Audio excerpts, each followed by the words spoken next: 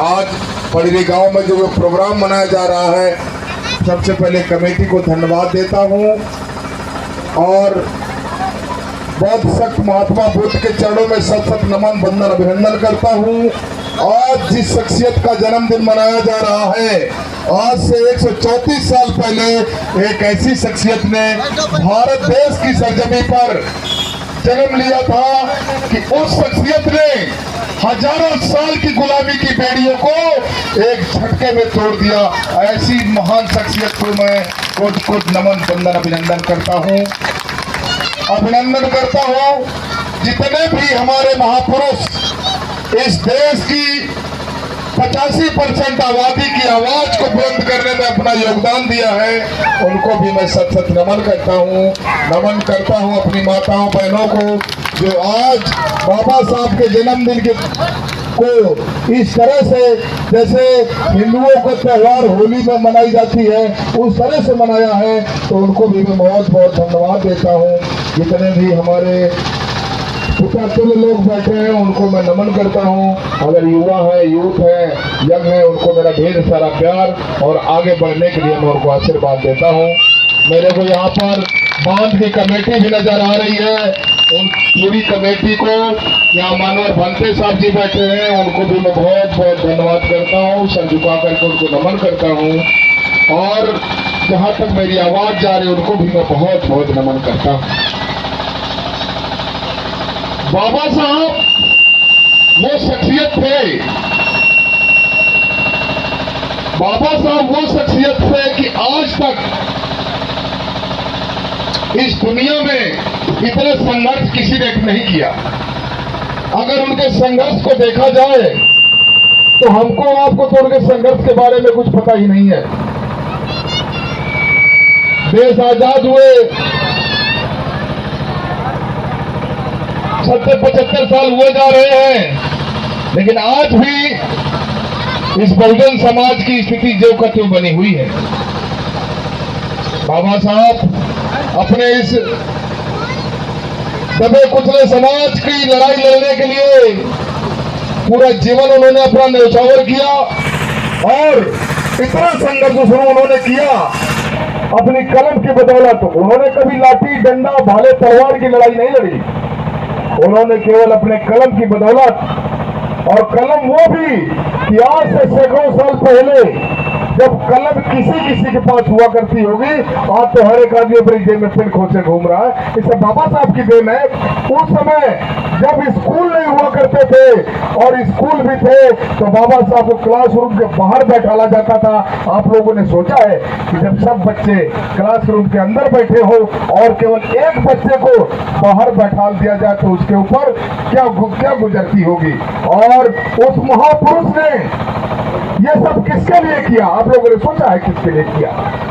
नहीं सोचा है। हमारे बहुजन समाज के लोग तो तवज्जो देते हैं केवल दारू को, तवज्जो देते हैं लकड़ी खेलने को, गुटखा पान मसाला को, लेकिन बाबा साहब को तवज्जो देने के इन लोगों ने अपनी जरूरत नहीं समझते। बाबा साहब का एहसान इनको पता ही नहीं है। आज जो ये दारू धक्कर ये सब करते घूम रहे हो, ये सब बाबा साहब की देन है। अगर बाबा साहब नहीं होते तो यहाँ बैठना क्या और मैं क्या माइक नहीं खड़ा होता? अरे बाबा साहब ने इंसानों के बीच से इंसान पैदा किए। बाबा साहब ने आपको सर उठा करके जीना सिखा दिया।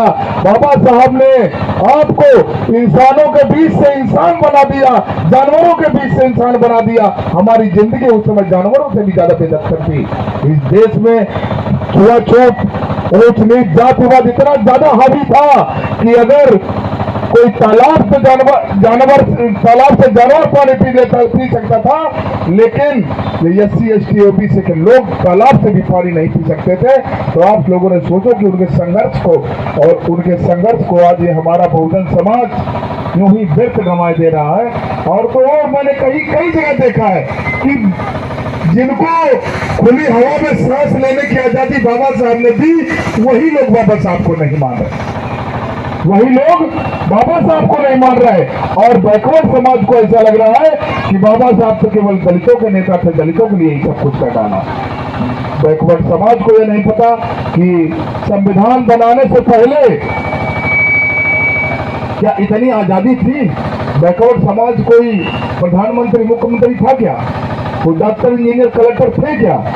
कोई नहीं था। और रही बात महिलाओं की, तो परम पूज्य बाबा साहब ने सबसे ज्यादा हमारी माताओं और बहनों के लिए संघर्ष किया।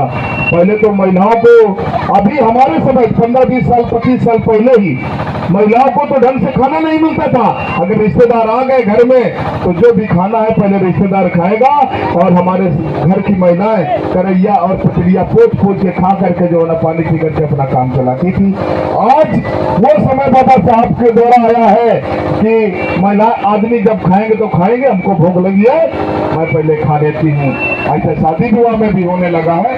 तो ये सब कुछ देन है। आज महिला राष्ट्रपति है इस देश की, मुख्यमंत्री है, प्रधानमंत्री है, बनी है, प्रधानमंत्री भी बनी है, और जिला पंचायत प्रधान हर गांवों में है, डॉक्टर इंजीनियर कलेक्टर महिलाएं हैं। ये सब बाबा साहब के देन है। लेकिन बाबा साहब के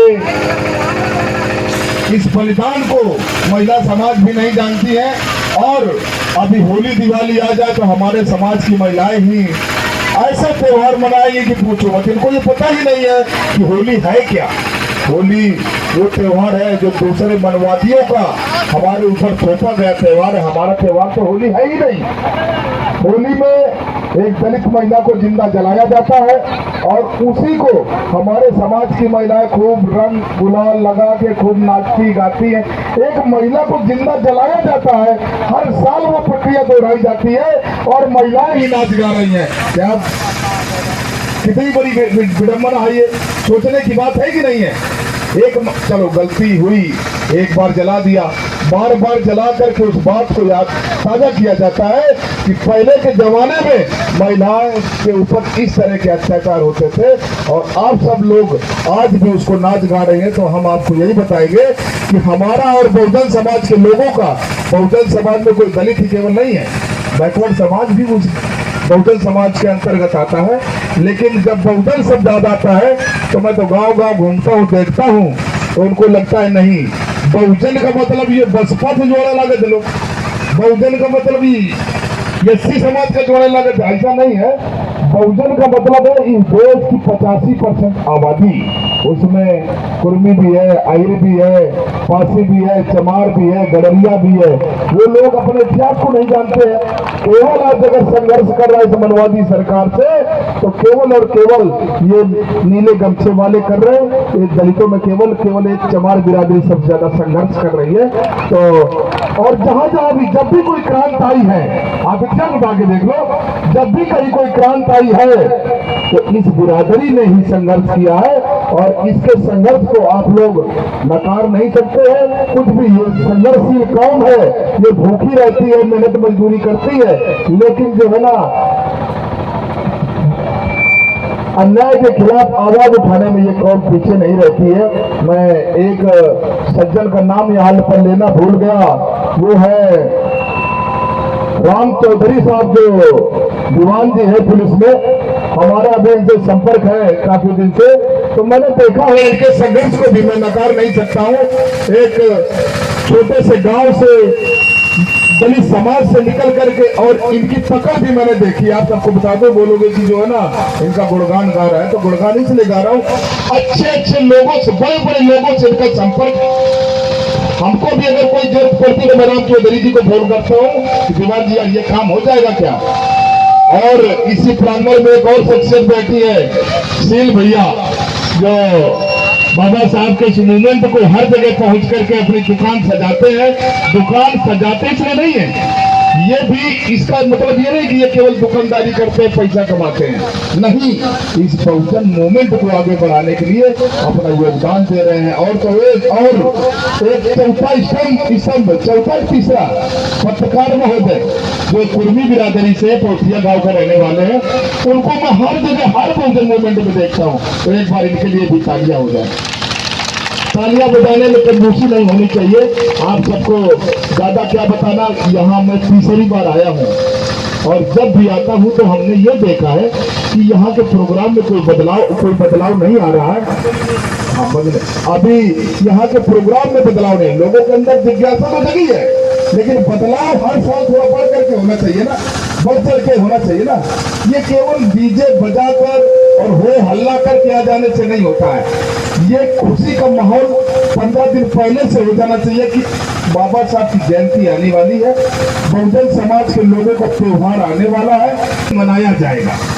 क्या इसकी रूपरेखा होगी, कैसे कैसे लोग आएंगे, अगर मुख्य अतिथि कोई बुलाए तो ये